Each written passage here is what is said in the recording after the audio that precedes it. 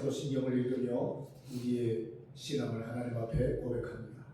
전능하사 천지를 만드신 하나님 아버지를 내가 믿사오며 그 외아들 우리 주 예수 그리스도를 믿사오니 이는 성령으로 잉태하사 동정녀 마리아에게 나시고 본디오 빌라도에게 권한을 받으사 십자가에 못 박혀 죽으시고 장사한 지 사흘 만에 죽은 자 가운데서 다시 살아나시며 하늘에 오르사 전능하신 하나님 우편에 앉아 계시다가 저희로서 산자와 죽은 자를 심판하러 오시리라.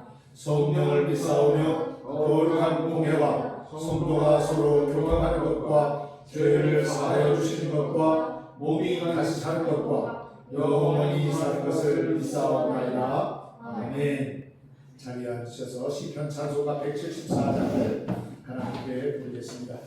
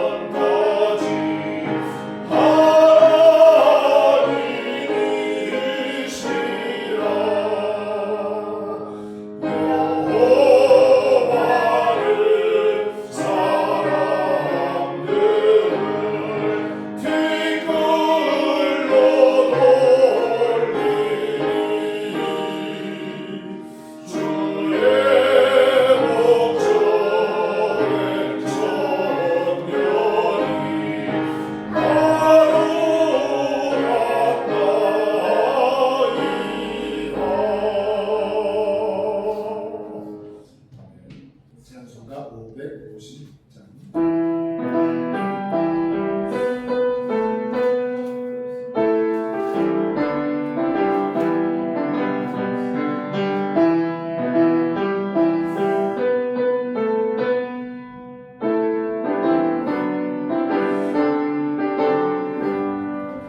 날마다 주님을 의지하는 우리 집은 가족 복되어라. 함께 모여서 찬양하니 하늘의 위로가 넘쳐나네. 할렐루야 우리 가족 사랑하는 행복의 안식처.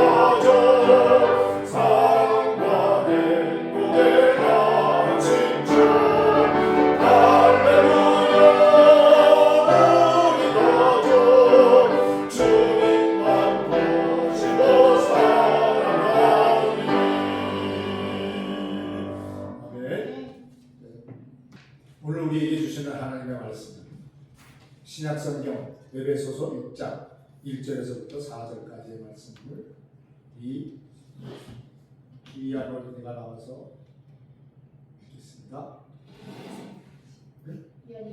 귀한 이선이는 같이 안 나올 거예요? 함께 나와서 읽었으면 좋겠는데요. 네?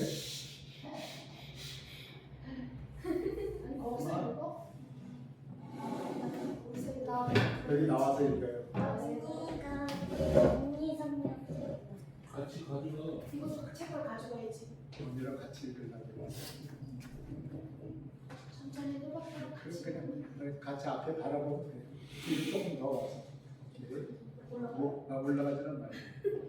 내려와서. 그렇지. 그렇게 그냥 읽으면 다 소리.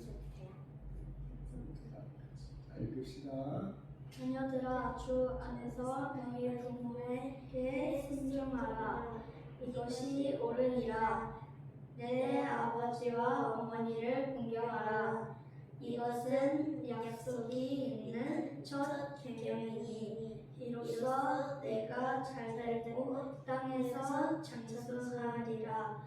또 아기들아, 너희 자녀를 노엽게 하지 말고 오직 주의 교훈과 훈계로 양육하라. 아멘. 감사합니다. 우리 교회도 이렇게 가정주일에 어린이가 나와서 함께 말씀을 드렸어요. 다른 교회가 이렇게 하는 것을 저는 부러워했는데 고맙습니다. 이 말씀은 살아계신 하나님의 말씀입니다.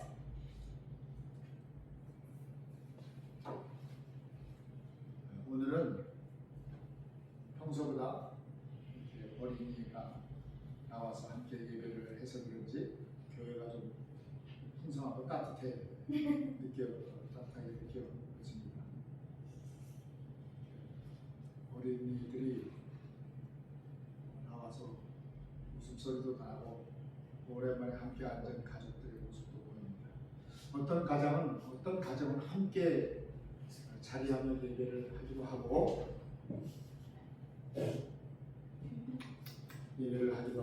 어떤 부모님은 멀리 사는 자녀가 오늘 함께 와준 것만으로도 참 행복해 했습니다. 주영빈 집사의 가정이 왔으면 이 말이 어울렸을 텐데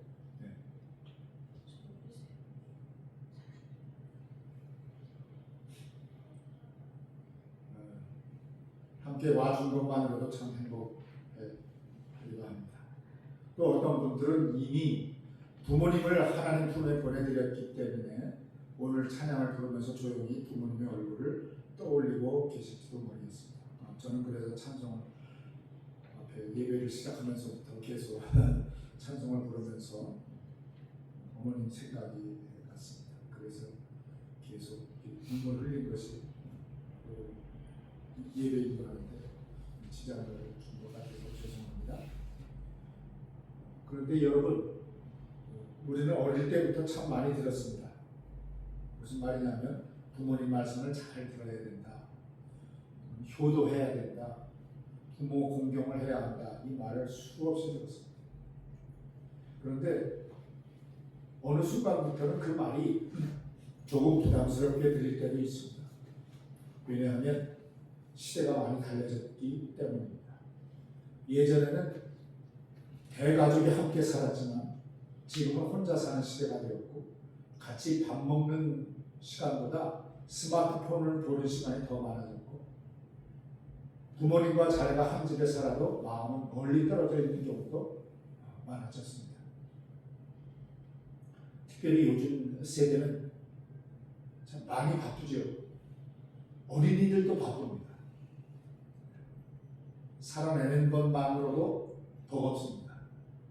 직장도 힘들고 공부도 힘들고 미래도 불안합니다. 그러다가 보니까 부모님 전화 한 통에도 이렇게 말할 때가 있어요. 엄마 지금 바빠요. 아빠 나중에 전화할게요.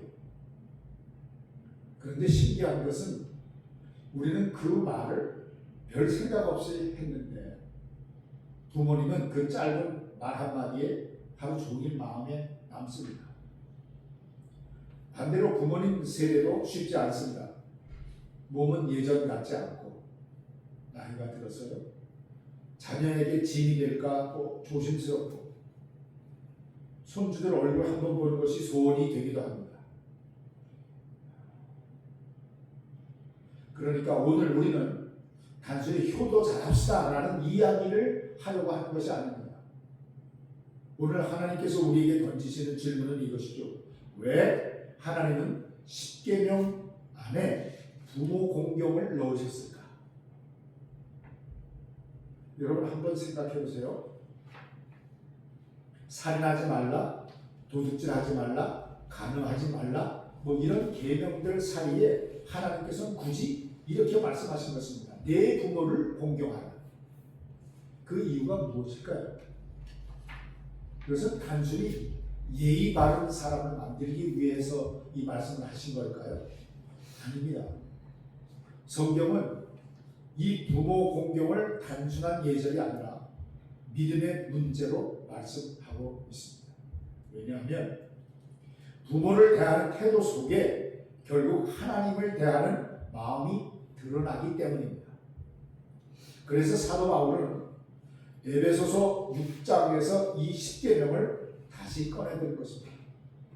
오늘 우리 어린이 둘이 나와서 이 본문 말씀을 읽었잖아요. 에베소서 말씀을. 사도 바울의 말씀입니다. 자녀들아 주 안에서 너희 부모에게 순종하라. 이것이 옳으니라. 네 아버지와 어머니를 공경하라. 이것이 약속이 있는 첫 계명이니라. 여러분, 이 바울은 단순히 가정교육을 하는 차원에서 하신 말씀이 아니에요. 복음 안에서 회복되어야 할 하나님 나라의 질서를 지금 말하고 있는 것입니다. 오늘 이 말씀을 통해서 우리는 함께 질문을 해보려고 합니다. 하나님은 왜 부모를 공경하라고 말씀하셨을까? 한 2초만 생각해 보세요. 왜 이 말씀을 하셨을까? 그리고 오늘을 살아가는 우리는 이 말씀을 어떻게 살아내야 하는 걸까? 오늘 예배가 끝날 때 부모님을 바라보는 우리의 눈빛이 조금 따뜻해지고 자녀들을 바라보는 우리의 마음도 조금 부드러워지고 무엇보다 하나님께서 우리 가정 안에 주신 사랑의 질서를 다시 발견하게 되기를 주님의 이름으로 축복합니다. 아멘. 네. 여러분, 하나님께서 십계명을 주신 장면을 한번 떠올려 보시기 바랍니다. 우리 어린이들 찬송가 맨 앞에는 표지를 들추는 맨 뒤죠. 맨 뒤 표지를 들추는 십계명이 나오죠. 10가지 계명이 나와요. 그 중에 5계명이 뭐예요? 한번 읽어볼까요? 시작. 네 부모를 공경하라. 네. 하나님께서 이 십계명을 주신 장면을 한번 우리가 떠올려 보시기를 바랍니다. 이스라엘 백성은 이제 막 애굽에서 나왔어요. 400년 동안 노예로 살았습니다. 그들은 단순히 노동만 힘들었던 것이 아닙니다. 그들의 생각도 문화도 가치관도 애굽의 방식에 익숙해져 있었습니다. 왜요? 400년 동안 노예 생활을 했기 때문에. 애굽은 어떤 나라예요? 힘이 있는 사람이 중요한 나라였어요. 생산성이 없는 사람은 가치가 없었어요. 늙고 약한 존재는 뒤로 밀려났습니다. 사람의 가치는 얼마나 쓸모가 있느냐 이것으로 결정되었던 그런 나라에서 400년을 산 것입니다. 그런데 하나님께서 모세를 통하여 그 백성들을 광야로 데리고 나오시고 해방시키신 것입니다. 그래서 가장 먼저 하신 일이 무엇일까요? 십계명을 주신 거예요. 왜냐하면 하나님께서는 단순히 노예를 해방시키신 것이 아니라 하나님 나라 백성으로 새롭게 빚어가고 계시기 때문입니다. 그리고 그 십계명 한가운데 하나님께서 이렇게 말씀하십니다. 내 부모를 공경하라. 여러분 잘 생각해 보세요. 하나님께서는 이 말씀을 그냥 덧붙여 넣으신 것이 아닙니다. 굉장히 중요하게 선언하신 것입니다. 왜냐하면 부모를 향한 태도 속에 그 사람의 신앙이 드러나기 때문입니다. 성경에서 공경하다는 히브리어로 카벳입니다. 이 말의 원래 뜻은 무겁게 여긴다라는 뜻이에요. 어떤 뜻이라고요? 무겁게 여긴다. 공경하라는 말이 그런 뜻이에요. 그러니까 부모를 공경하라는 것은 단순히 부모의 말을 잘 듣는 수준이 아닙니다. 부모를 내 인생에서 가벼운 존재로 취급하지 않는다는 것을 나타내는 단어입니다. 부모님의 존재를 귀하게 여기고 부모님을 함부로 대하지 않고 부모님을 소중하게 받아들이는 것이 부모를 공경하는 것입니다. 그런데 현대 사회는 자꾸 반대로 흘러갑니다. 젊음이 최고라고 말합니다. 속도가 중요하다고 말합니다. 그러다 보니까 나이 드신 부모님은 어느 순간 불편한 존재처럼 여겨질 때가 있습니다. 노래도 빨라. 무슨 소리인지 못 알아들 정도로 랩을 하고 넘어갑니다. 부모들은 못 알아듣죠. 너무 빠릅니다. 인터넷 속도도 빨라집니다. 부모님들은 거기 따라가기도 힘듭니다. 소위 말하는 그래서 효율이 떨어집니다. 같은 이야기를 반복하시면 답답하고 부모님의 걸음이 느려지시면 재촉하게 되고 전화가 길어지면 슬며시 시계를 봅니다. 그런데 여러분, 우리도 어릴 때는 그랬습니다. 우리 여기 손주들이 나와 있지만 우리는 같은 질문을 수십 번, 아니요 수천 번이랍니다. 한 단어를 갓난 아이부터 자라나게 될 때 수천 번을 묻고 답을 해줘야 그거를 익힌다는 것입니다. 그렇게 반복을 했고 부모님은 같은 대답을 수십 번 대답을 해줬습니다. 우리는 걷는 것도 느렸죠. 아장아장. 밥 먹는 것도 느렸습니다. 그렇죠? 말 배우는 것도 아주 느렸습니다. 그런데 부모님께서는 그런 자녀를 기다려 주셨어요.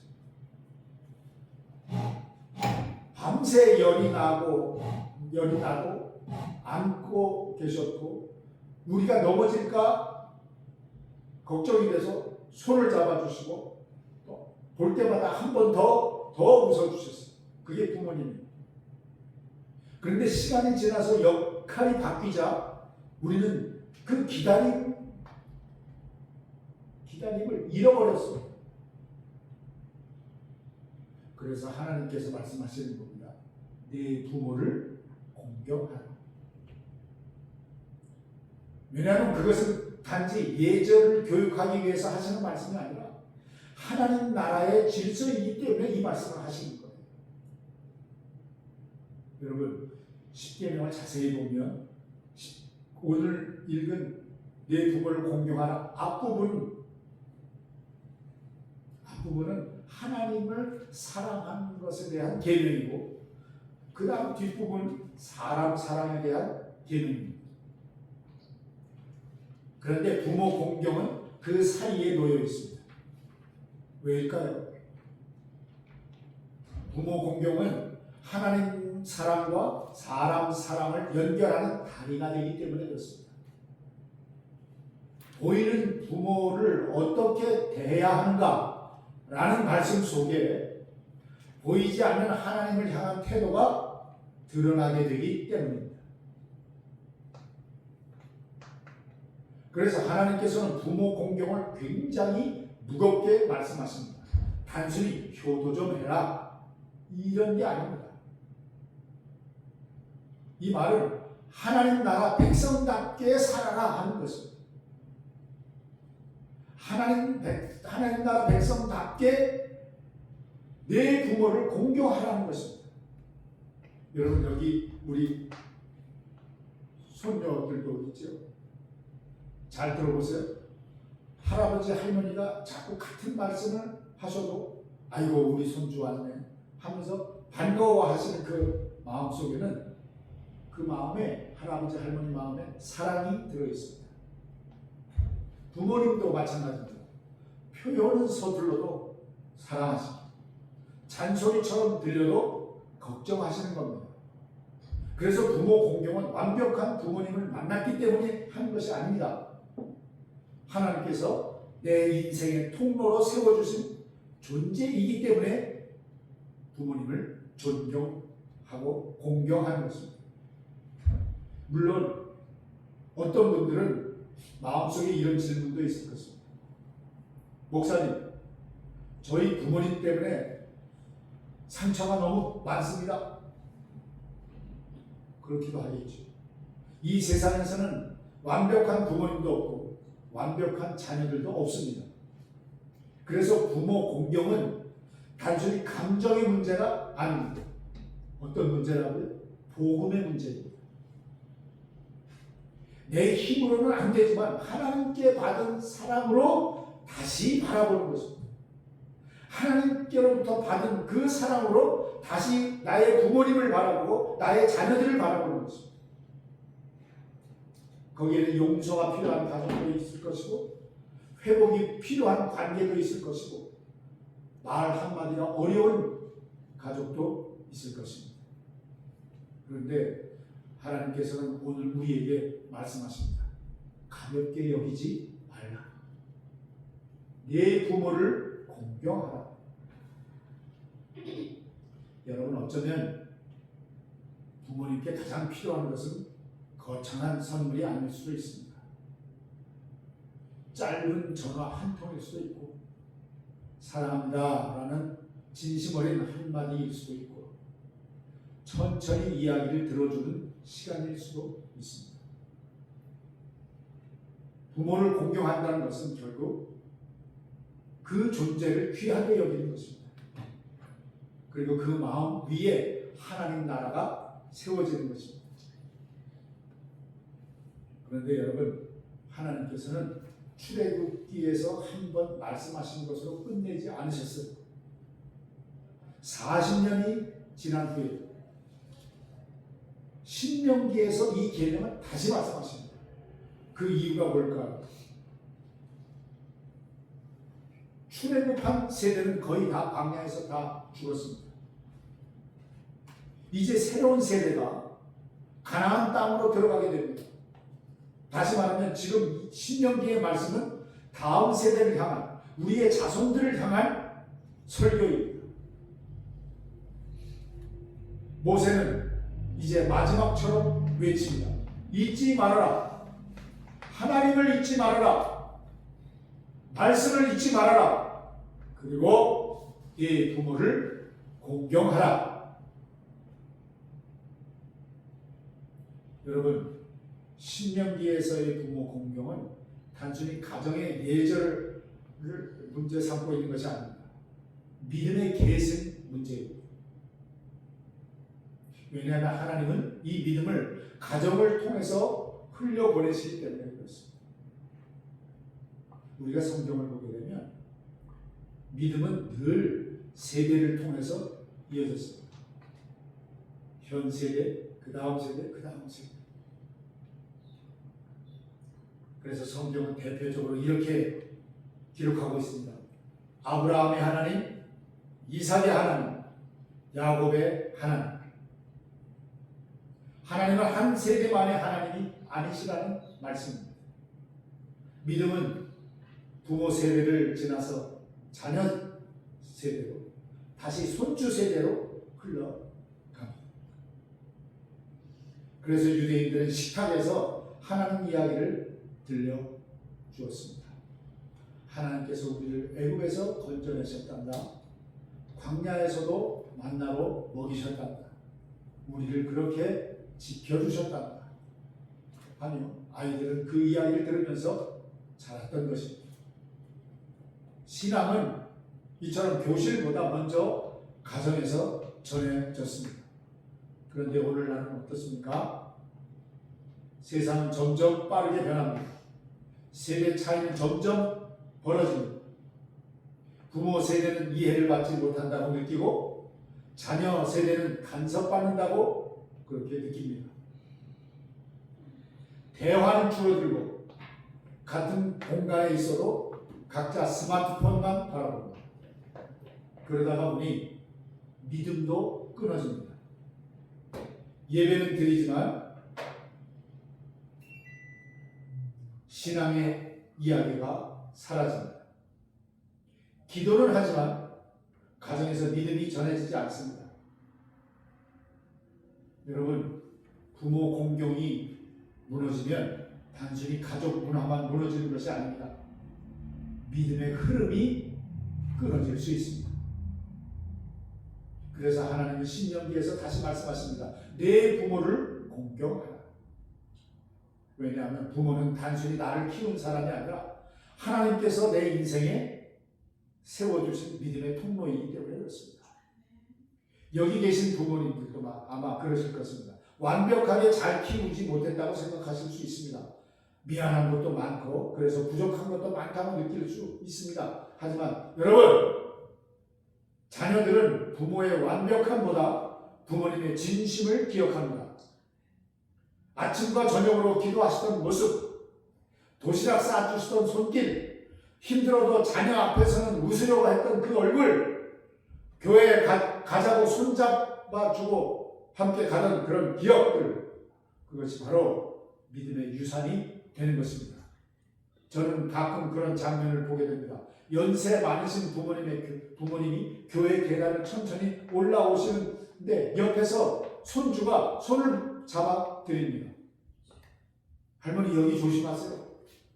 그 짧은 장면 하나가 지나가는 저의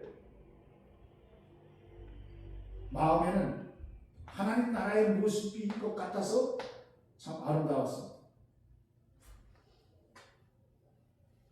강한 사람이 약한 사람을 밀어내는 세상이 아니라 다음 세대가 이전 세대를 붙들어주는 세상. 그것이 하나님께서 원하시는 믿음의 공동체일 것입니다. 사랑하는 여러분, 부모 공경은 단지 부모님 기분 좋게 해드리는 행동이 아닙니다. 믿음을 이어가는 일입니다. 그래서 손주들에게도 오늘 꼭 말해주고 싶습니다. 할아버지 할머니 이야기를 귀찮아하지 마세요. 그 안에는 여러분이 아직 모르는 눈물이 있고 기도가 들어 있습니다. 부모님에게도 말하고 싶습니다. 우리 자녀들을 포기하지 마세요. 지금은 말만 듣는 것 같아도 부모의 기도는 사라지지 않습니다. 그리고 자녀 세대에게도 말하고 싶습니다. 부모님이 늙어가시는 것은 불편한 일이 아니라 우리가 사랑을 배울 마지막 시간일 수 있습니다. 언젠가는 전화하고 싶어도 못하는 날이 옵니다. 찾아가고 싶어도 찾아갈 수 없는 날이 옵니다. 그래서 하나님은 오늘 우리에게 말씀하시는 겁니다. 지금 공경하라. 지금 사랑하라. 지금 그 믿음을 이어가라. 부모님을 향한 우리의 태도 속에 결국 우리의 믿음이 자라가기 때문입니다. 사랑하는 여러분, 이제 바울은 에베소서에서 다시 십계명을 꺼내줍니다. 자녀들아, 주 안에서 너희 부모에게 순종하라. 이것이 옳으니라. 네 아버지와 어머니를 공경하라. 이것은 약속이 있는 큰 첫 계명이니. 그런데 여러분, 이 말씀을 들을 때 우리는 조심해서 들어야 됩니다. 왜냐하면 바울은 단순히 부모님 말씀을 잘 들어라 이렇게 말하는 것이 아니기 때문입니다. 에베소서는 복음이 사람을 어떻게 변화시키는가를 말하는 책입니다. 복음이 한 사람을 바꾸고, 복음이 가정을 바꾸고, 복음이 관계를 회복시키는 그런 이야기가 담겨있는 책입니다. 특별히 당시 로마 사회는 지금보다 훨씬 더 차가운 사회였습니다. 아버지의 권력이 절대적이었고 자녀는 소유물처럼 여겨졌고 노부모를 버리는 일도 흔했습니다. 그런 세상 속에서 사도 바울은 놀라운 이야기를 하는 겁니다. 내 부모를 공경하라. 그런데 거기서 끝나지 않고 있어요. 바로 이어서 부모들에게도 말합니다. 4절 말씀이죠. 또 아비들아 너희 자녀를 노엽게 하지 말고. 여러분 이것이 복음입니다. 복음은 한쪽만 희생시키지 않습니다. 부모에게는 사랑의 책임을 주고 자녀에게는 공경의 책임을 줍니다. 서로를 향하여 하나님의 마음으로 바라보게 만드는 것입니다. 그러므로 성경이 말하는 부모님 공경은 일방적인 독점이 아니라는 말씀입니다. 복음 안에서 서로의 관계가 회복되는 것입니다. 여러분 사실 가족만큼 가까운 관계도 없지만 동시에 가족만큼 상처 주기 쉬운 관계도 없습니다. 가장 편하기 때문에 함부로 말하고 가족이니까 이해하겠지 하며 지나치고 사랑하면서도 표현하지 못할 때가 많습니다. 그래서 우리는 밖에서는 친절한데 집에서는 날카로워질 때가 있습니다. 저도 그런 소리 많이 들었어요. 교회에서는 웃는데 가족에게는 짜증을 냅니다. 그런데 하나님은 오늘 말씀하십니다. 가장 가까운 자리에서 복음을 살아내라. 그리고 그 복음의 가장 아름다운 모습이 어디에서 나타납니까? 십자가 위에서 나타납니다. 여러분 예수께서 십자가에 달리셨을 때 그때를 생각해 보세요. 손과 발에 못이 박혀 있고 숨 쉬는 것조차 고통이었을 것입니다. 인류의 죄를 짊어지시고 계신 그러한 순간입니다. 그런데 그 극심한 고통 속에서도 예수님은 누구를 바라보시나요? 어머니 마리아를 바라보십니다. 그리고 사랑하는 제자 요한에게 말씀하십니다. 보라 내 어머니라. 예수님은 마지막 순간까지 숨을 거두시는 그 순간까지 어머니를 외면하지 않으셨어요. 여러분 이것이 참 놀랍습니다. 구원의 사역 한가운데서도 예수님은 가족을 잊지 않으셨어요. 우리는 종종 이렇게 생각합니다. 신앙생활 열심히 하면 됐지. 또 교회 봉사를 열심히 하면 됐지. 그런데 예수님께서 말씀하세요. 가장 가까운 사람을 사랑할 수 있느냐? 그것이 믿음이라는 것입니다. 사랑하는 여러분, 어쩌면 부모 공경은 거창한 일이 아닐 수도 있습니다. 바쁜 가운데 전화 한 통 드리는 것, 같이 식사 한번 하는 것, 병원에 함께 가드리는 것, 이야기를 끝까지 들어드리는 것.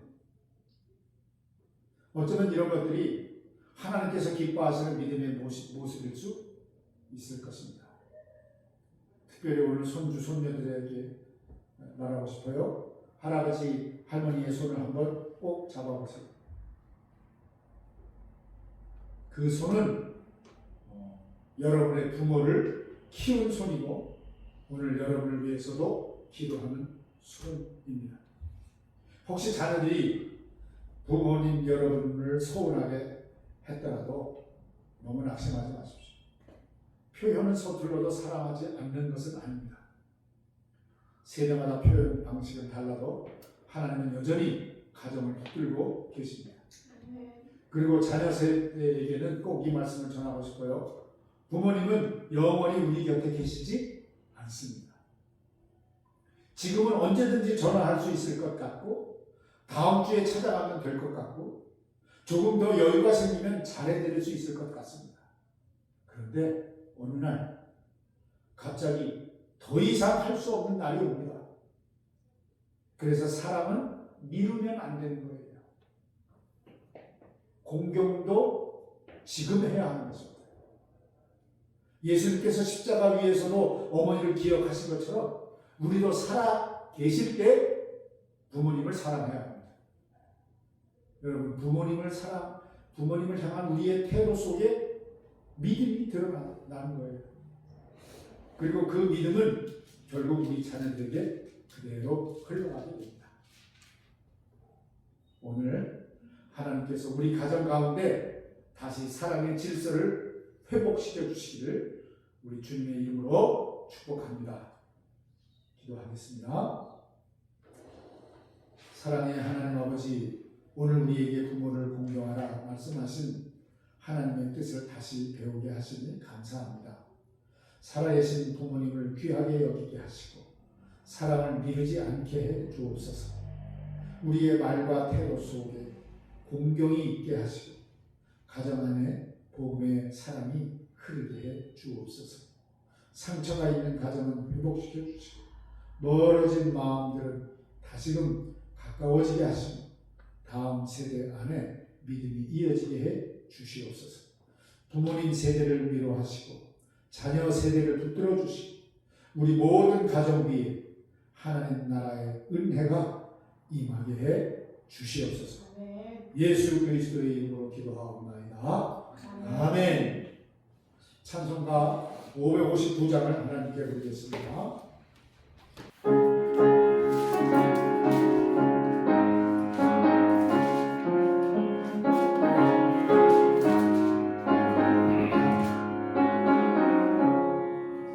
사천의 동방 누워있고 하나님 아버지 모셨으니 믿음의 반석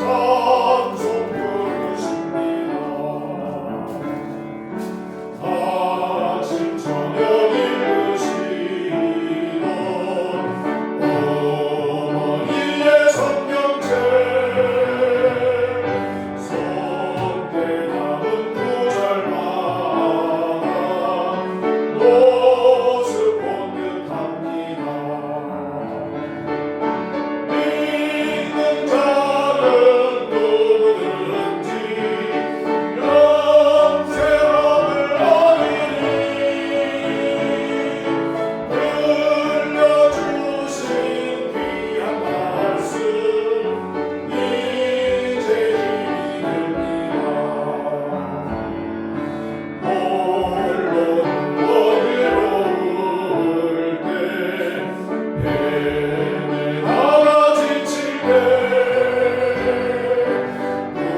부르시던 소리 귀에 살아옵니다.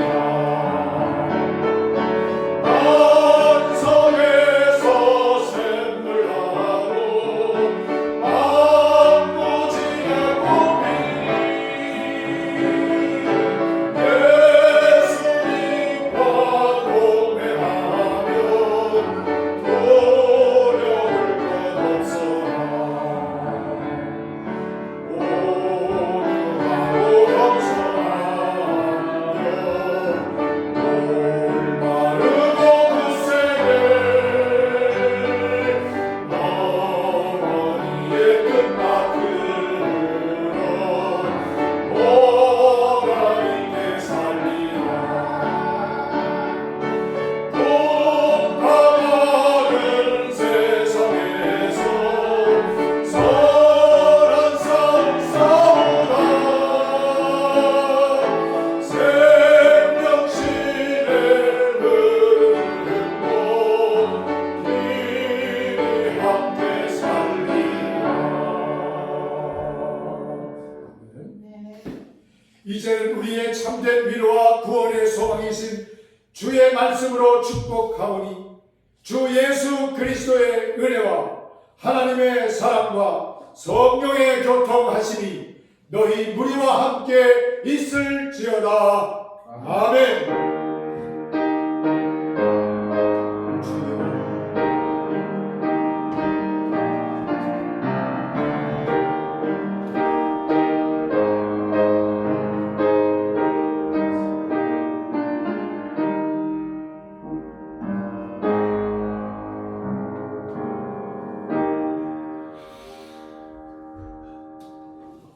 감사합니다. 예배를 마쳤습니다. 식사하시면서 교제하시기 바랍니다.